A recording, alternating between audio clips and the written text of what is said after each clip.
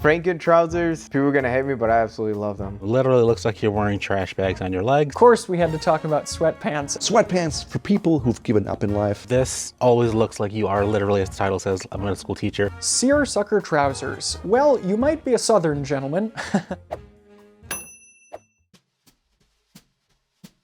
Oh, all right, skinny jeans. More likely than not is probably a millennial. Skinny jeans for people who are stuck in the past and don't care about flattering their own physique. They probably enjoy both comfort and being kind of a trendy personality overall. Most people would consider my jeans as skinny, I would say. I have a wider leg opening. These are like just stuck onto the calf. Anything in extreme is just gonna look really bad.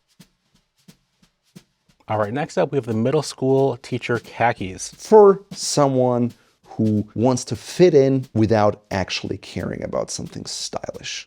Not really too much emphasis on fit. Function over fashion. Sometimes teachers don't really care about their appearance, I think. The khakis kind of reflect that. Kind of a utilitarian pair of trousers to get through the day. This always looks like you are literally, as the title says, a middle school teacher. There's just something about the height of the hips, but I'm not personally really a big fan of these.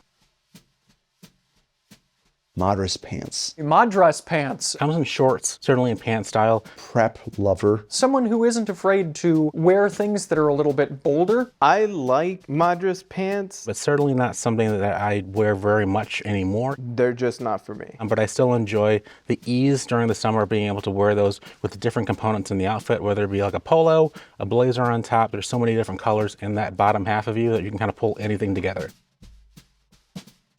Frankentrousers, people are gonna hate me, but I absolutely love them. People who are kind of stuck in the pandemic, I've got a little bit of experience wearing this myself. who think they want to be stylish, but really care more about comfort. They're a mixture of like athleisure, if you will, and dapper wear. The material that I wore, that was a little bit uncomfortable in terms of mobility because it gave the illusion of a casual pant, You know, new school guys want the best of both worlds. but it certainly tried to operate like a dress pant, kind of wanted it to be either or. Again, I like them. It's not gonna be your business suit or anything. Maybe a night out and you're just wearing a polo. It looks a little bit different.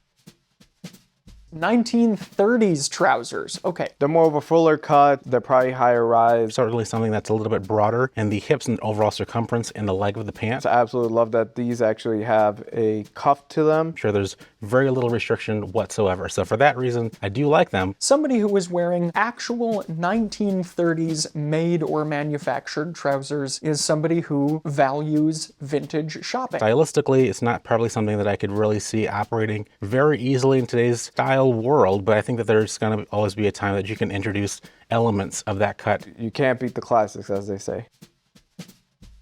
Thom brown pants for people who really want to be fashionable and try so hard that the pants are just too short.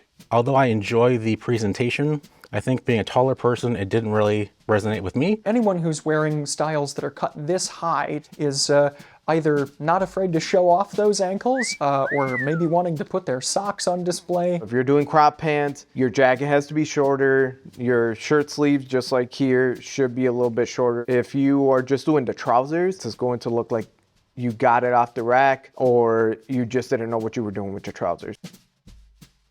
Next, we have the contemporary flat front pant. Probably summarize the trousers that I'm even wearing in today's video. 99.9% of the time, I'm making these. Kind of nods its head to some traditionalism without being overly full cut or high-waisted. You know, slimmer throughout thighs, the knee, even down to the ankle. For people who don't want to look like their grandpa in 1930s pants. Just somebody who is content with going to a typical menswear outlet. And I think that's what you see 99% of the time when you go to any retail store as well. If you use kind of the staple colors, your grays, your browns, your blues, they can go with many, many different outfits.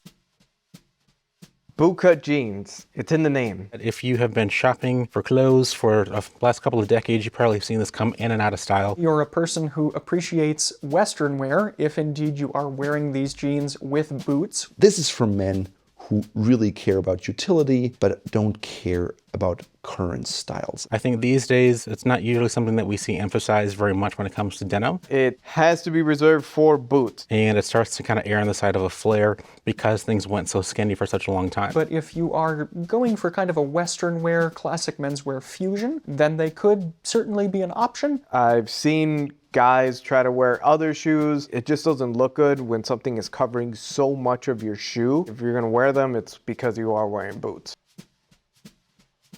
Okay, Nantucket Reds. This is somebody who falls into the intersection of that prep, Ivy, trad mindset. It's a very unique color, and I think a time of year, in my opinion, that you can comfortably wear them. I think for that reason, I don't usually pick them up too often. Maybe your wardrobe in general is a lot of blues, grays, browns. Someone who is not afraid to wear trousers more on the bold side. You might want to try them out. Nantucket Reds for bold gentlemen who are not afraid to wear something that's oftentimes perceived as an effeminate color.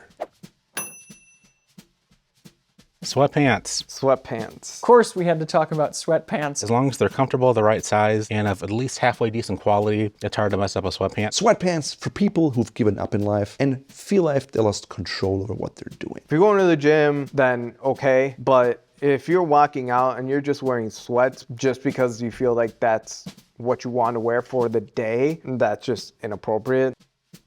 1960s trousers is for men who love the madman aesthetic. Something that appears to be a little bit more high-waisted, a bit trim. They like a kind of lean, trim cut Similarly to the 30s trousers we discussed before, that is still steeped in tradition. then you're someone who appreciates vintage clothing. And I think this is kind of like the aesthetic that we're kind of moving towards. They're still a little bit more tapered at the bottom, which is something that I really like. Probably something that's going to be ideal for somebody who wants a more classic appearing design that's not going to be too busy, but works for a more dressed up occasion. This is more or less the aesthetic of my trousers. I have a 2-inch cuff on my trousers most of the time, and I don't have any pleats.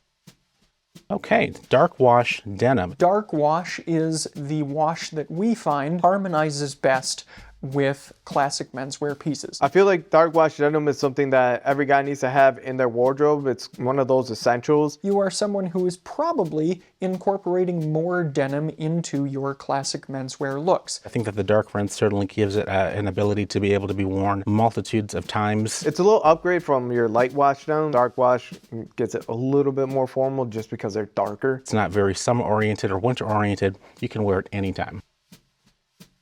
Corduroys. For clothes aficionados who want something that's pretty much as comfortable as a pair of sweatpants, Perhaps you're wearing them to keep warm. but a lot more stylish. Perhaps you appreciate the softness of the fabric and kind of that unique way that corduroy catches the light. Especially if you get a bolder color, it's also for someone who's not afraid to wear colors in a way that works really well with, let's say, tweed jackets. Something about the texture that corduroys have, kind of more or less kind of like a flannel.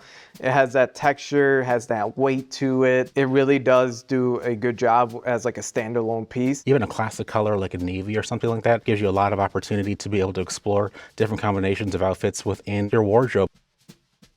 Cargo pants. I've not worn cargo pants personally in a really long time. I like cargo pants, but I don't like them in a cotton. I like them more in flannel. I think that the concept always seemed cool, especially as a kid. I could put toys in every pocket. This is for people who don't give a shit about how they look. But now as an adult and not someone who works in, construction or anything, I don't really see the point in having 27 pockets. They are not a formal trouser by nature. They really just bought this thing because it was on sale. If you're going for a traditional classic menswear look, not something you're going to want to pair with other more formal elements. I find that sometimes cargo pants get a bad connotation, but I think they're very functional. If you could do a cargo pant really nice, very well tailored, you could pull off a good outfit with a pair of cargo pants.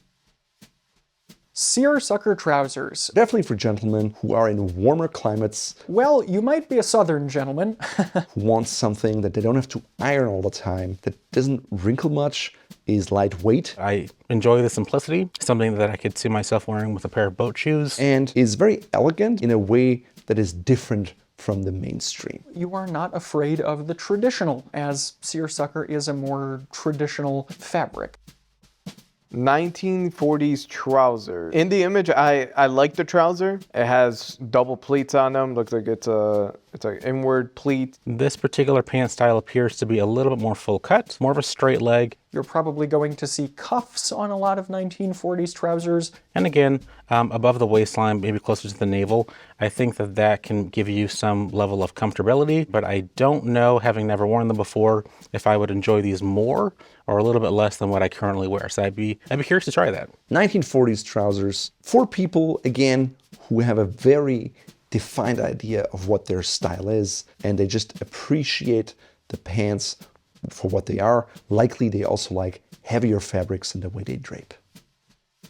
Prep chinos. It's right there in the name. You're probably a preppy. Chinos in general just have a place in a gentleman's wardrobe. We see this with a few pleats, a little bit of a wider cut in the leg. I think that that kind of aids to the person's comfort wearing them. You're kind of going middle of the road formality scale-wise. Chinos can certainly be dressed up or dressed down, depending on the elements of the rest of the outfit. I don't know how to feel about double pleats on chinos. If you're gonna do double pleats on chinos, you might as well do trousers to have more room. Preppy chinos are for people who want a classic garment, but they don't want to look like a middle school teacher, so they dress it up. And they have little details, like maybe a little ticket pocket with a flap. I like that it has a coin pocket too. That makes it very different, especially when it's a chino, because chinos, everybody has chinos, all the brands have chinos, but it's just those little details that make it very, very different.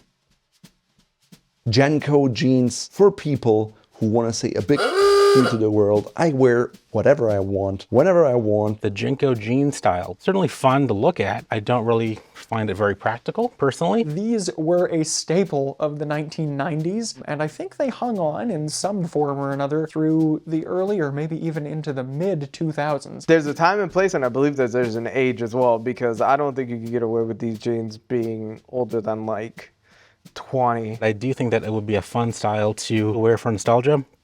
And if you're somebody who wants to wear something that's borderline trendy and, I don't know, something that looks just really unique. You may have dabbled in the skater scene, and, you like denim, because of course they are a type of jeans. This is also very fashion. If it's just too much of the extreme, it just looks off. You could do like a fuller cut jean, and that would look appropriate, but these are just a little bit too much.